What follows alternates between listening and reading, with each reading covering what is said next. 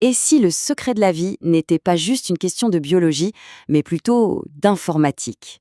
C'est une idée assez provocante et c'est celle qu'on va explorer aujourd'hui en se penchant sur cette analogie fascinante entre l'ADN et un logiciel. Une idée portée par les auteurs Michel-Yves Bolloré et Olivier Bonassi. Voilà la question qui est vraiment au cœur de toute leur réflexion. Ça nous pousse à voir la biologie sous un angle complètement différent, non plus seulement comme la science du vivant, mais carrément comme une science de l'information. Alors, pour commencer, le premier point de cette analogie, c'est la cellule elle-même.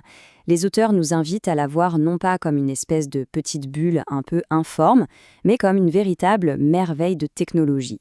C'est vrai qu'on a tendance à l'oublier, mais avant 1953, avant la découverte de l'ADN, l'idée qu'on se faisait d'une cellule était bien très simple. On l'imaginait comme une sorte de blob, une goutte de gélatine. Une vision qui, on va le voir, a été complètement pulvérisée. Parce que oui, cette vision a littéralement volé en éclats. Aujourd'hui, comme le soulignent les auteurs, on perçoit la cellule comme une sorte d'usine high-tech. Selon eux, elle contiendrait même, je cite, plusieurs ordinateurs et des langages informatiques très compliqués. Rien que ça. Et pour aller encore plus loin, ils utilisent une métaphore assez saisissante. La cellule, ce serait un peu comme un vaisseau spatial.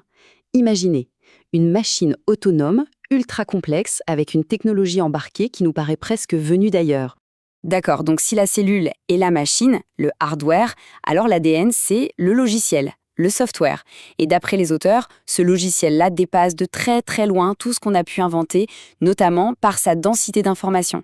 Les auteurs, là-dessus, ne mâchent pas leurs mots. Pour eux, l'ADN est tout simplement une merveille de technologie, une création dont les performances et la miniaturisation écrasent littéralement nos meilleures inventions.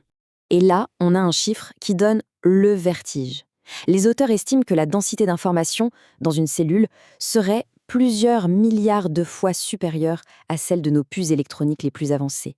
C'est comme si on arrivait à stocker les données d'un supercalculateur dans une tête d'épingle. C'est juste fou. Mais au-delà de cette densité, ce qui est absolument crucial, c'est la précision du code. Chaque lettre, chaque élément de la séquence a une importance vitale. 3,5 milliards, voilà le nombre de lettres, de caractères, dans le code génétique humain. Pour se faire une idée de ce que ça représente, c'est un peu comme lire une très grande encyclopédie, plus de 100 fois d'affilée. Et le point essentiel, c'est que ce code est d'une précision et d'une fragilité extrême. C'est un peu comme une phrase. Si on change une seule lettre au hasard, le sens peut être complètement altéré, voire perdu. Eh bien pour l'ADN, c'est la même chose. Une modification minuscule et toute l'instruction biologique peut devenir incohérente. Donc on ne parle pas du tout d'une séquence aléatoire. Pour les auteurs, on est face à un véritable message informatif intelligent, une sorte de manuel d'instruction qui est transmis méticuleusement de génération en génération. On pourrait se dire qu'un système aussi complexe doit être unique. Mais le quatrième point de l'analogie révèle quelque chose d'encore plus dingue, son universalité. Ça, c'est peut-être l'argument le plus frappant de tous.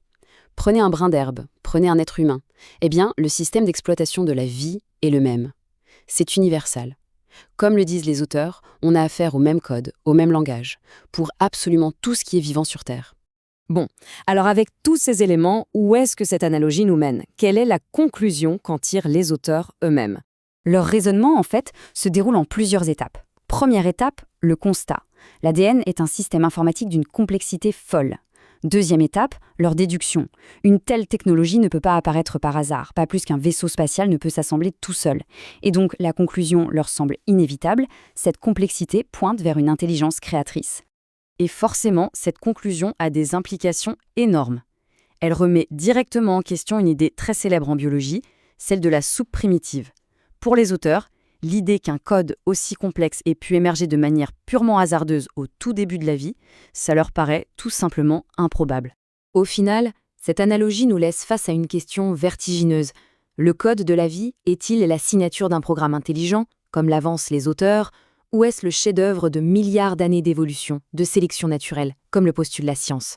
C'est une question qui se situe vraiment à la frontière entre la science, l'informatique et, bien sûr, la philosophie. Le débat est loin d'être clos.